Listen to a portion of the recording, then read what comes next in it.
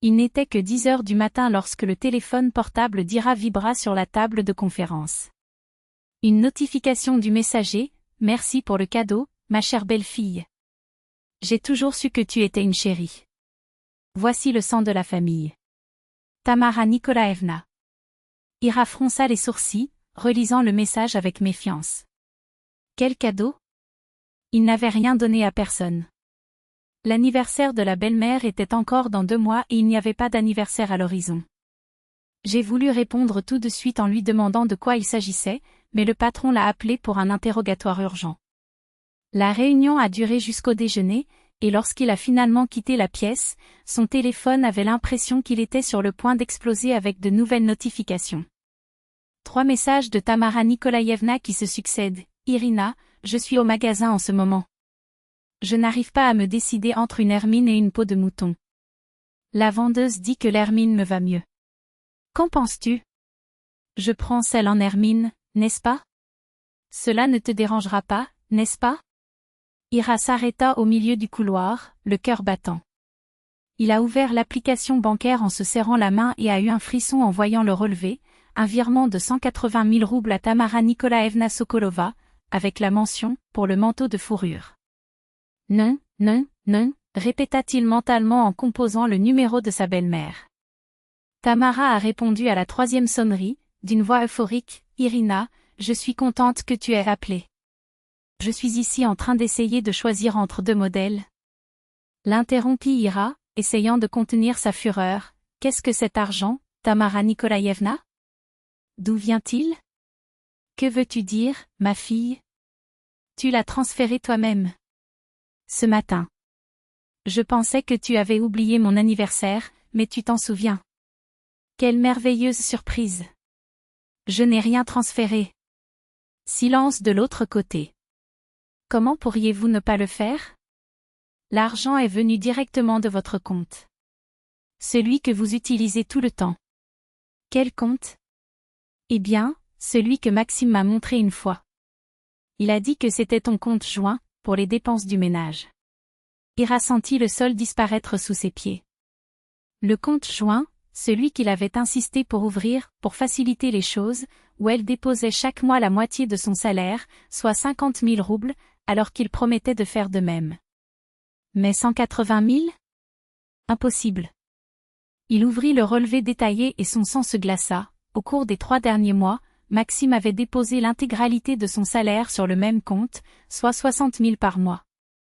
Ensemble, les deux avaient récolté près de 200 000 $. Et maintenant, 180 000 personnes avaient disparu pour acheter un manteau de fourrure à sa mère. D'une voix tremblante mais ferme, Ira a demandé: « Qui a effectué ce transfert, Tamara Nikolaevna? » Eh bien, Maxime, bien sûr. Il s'est connecté à l'application le matin et a tout fait, mais il a dit que c'était de toi, que tu l'avais autorisé. Je ne savais même pas, mais s'il disait. Est-ce que Maxime est là avec toi? Oui, nous cueillons la peau ensemble. Veux-tu lui parler? Ira entendit des voix étouffées, jusqu'à ce que la voix coupable de Maxime résonne au téléphone. Ira, écoute. Tu as retiré 180 000 de notre compte. Sans me consulter. Explique. Des collègues dans le couloir se tournèrent vers elle. Elle se tourna vers le mur en baissant la voix. Explique. Maintenant. Je ne l'ai pas volé. Je l'ai pris sur notre argent commun. Pour acheter un manteau à ta mère. Sans mon consentement. Elle en rêve depuis des années. Je voulais lui faire une surprise. La surprise pour moi a été de découvrir que mon argent manquait. Maxime tenta de l'adoucir. Ce n'est pas si dramatique. C'est un compte qu'on utilise pour la famille. La nourriture, les factures, les imprévus. Le manteau de fourrure, ce n'est pas un imprévu, Maxime. Ce n'est pas ma mère. Elle fait partie de la famille. Ira rit, d'un rire sec, presque hystérique. Tu comprends que j'ai économisé cet argent pendant 3 mois? Que nous allions l'utiliser pour notre voyage en Grèce? Allons-y l'année prochaine. Et maintenant, ta mère se promène en hermine alors que je me retrouve sans rien? Maxime a essayé de discuter, mais Ira avait déjà raccroché. Les larmes brûlaient, mêlé de colère et de sentiments de trahison. Il a demandé à partir plus tôt, affirmant qu'il ne se sentait pas bien. Le patron, la voyant pâle et secouée, ne la questionna même pas.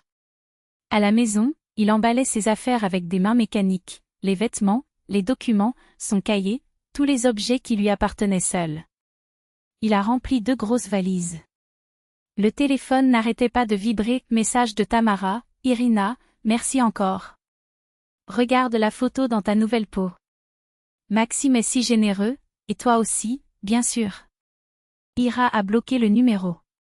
Puis il écrit à Maxime, quand tu arriveras, je ne serai pas là. J'ai pris mes affaires. Les clés sont sur la table. Je récupérerai le reste demain pendant que tu es au travail.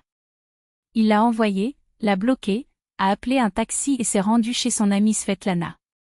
Svetlana ouvrit la porte, regarda son visage et la serra dans ses bras en silence. Tu vas me le dire? D'abord, donne-moi à boire. Assis dans la cuisine, entre 2 gorgées amères, Ira s'évanouit.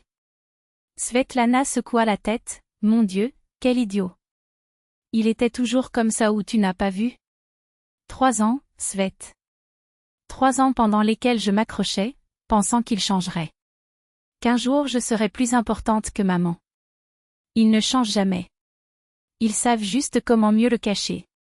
Maxime a frappé à la porte de Svetlana le soir même. Il a appelé le téléphone portable d'Ira, le téléphone fixe, et a envoyé des messages au numéro bloqué. Le lendemain matin, il retrouve son email, Ira, assez de bêtises. Rentre à la maison. Parlons comme des grands. Elle a répondu, il n'y a rien à dire. Vous avez volé mon argent. C'est un crime. Et c'est de la triche. J'ai déjà demandé le divorce. Les papiers arrivent cette semaine. Il s'est présenté à son bureau, mais la réceptionniste, prévenue, n'a pas voulu le laisser passer. La nuit, un autre message, cette fois de Tamara, qu'Ira avait débloqué par erreur. Irina, que se passe-t-il? Maxime a dit que tu es partie. Est-ce à cause du manteau? Mais c'est absurde. Si tu veux, je te rends ton argent. Ira répondit, ce n'est pas le manteau, Tamara Nikolaïevna. C'est que votre fils a pris mon argent sans permission. Et vous l'avez accepté, sans aucun doute. Vous avez tous les 2 franchi une limite. Gardez l'argent. Considérez-le comme mon cadeau d'adieu. Bloqué à nouveau. Une semaine plus tard, la convocation est arrivée, Maxime a déposé une plainte, exigeant le partage des biens, la moitié de l'appartement qu'Ira avait acheté avant le mariage, la moitié de la voiture, également la sienne, et une indemnisation de 200 000 $ pour « investissement dans la famille ». Au tribunal, il était assis sombrement à côté de sa mère, qui portait le même manteau d'hermine. Ira montra la pièce, cette peau a été payée avec mon argent. Elle n'est pas à vous. Tamara s'offusque, c'est un cadeau de mon fils. Avec ma sueur, répondit Ira. Le juge a frappé avec le marteau, ordonnance au tribunal. L'avocat d'Ira a démonté chaque argument, l'appartement et la voiture étaient prénuptiaux, prouvés par des documents. Quant au investissement, Maxime n'a présenté aucun reçu. Ira, de son côté, a apporté un dossier avec toutes les dépenses des 3 dernières années, rénovation, meubles, supermarché. Le juge regarda Maxime avec dédain, avez-vous autre chose à ajouter? Il se contenta de secouer la tête, vaincu. Ira a quitté le forum sans se retourner. La liberté, découvrit-il, n'avait pas de prix, pas même 180 000 roubles. 1 an plus tard, le sol semblait s'ouvrir sous les pieds de Maxime. L'avocat d'Ira, avec un calme tranchant, a porté le coup final, en plus, il y a le fait de détournement de ressources. Les yeux de Maxime blanchirent. Sans le consentement de son ex-femme, il avait retiré 180 000 roubles de leur compte commun, argent qu'il avait ensuite transféré à un tiers. Cela est qualifié de vol, a déclaré l'avocat, tandis que le juge ajustait ses lunettes d'un geste qui présageait déjà la condamnation. C'était un compte familial. Maxime sauta de sa chaise, la voix tremblante. Acheter un manteau de fourrure à sa mère n'est pas une nécessité familiale, corrigea l'avocat, impassible. Madame Ira peut porter plainte au pénal. Article 159 du Code pénal. Prison pouvant aller jusqu'à 2 ans. Les mots tombaient comme des marteaux. Maxime s'affala sur sa chaise, le poids de la réalité lui écrasant les épaules. Mais ensuite, l'avocat s'est tourné vers Ira avec un sourire presque imperceptible. Vous êtes prêt à ne pas porter plainte, à une condition. Tous les regards se tournèrent vers elle. Le juge attendait. Tamara Nikolaïevna poussa son fils du coude en murmurant « D'accord, idiot. Préférerais-tu la prison ?» Maxime déglutit difficilement. « D'accord. Je suis d'accord. Je ne veux rien. Ni l'appartement, ni la voiture. » Sa voix ressemblait à un souffle d'air. Le juge note sèchement « Divorce prononcé. Les biens ne seront pas partagés. » Le marteau a frappé. Ira se leva sans hâte, ses talons résonnant dans la salle vide.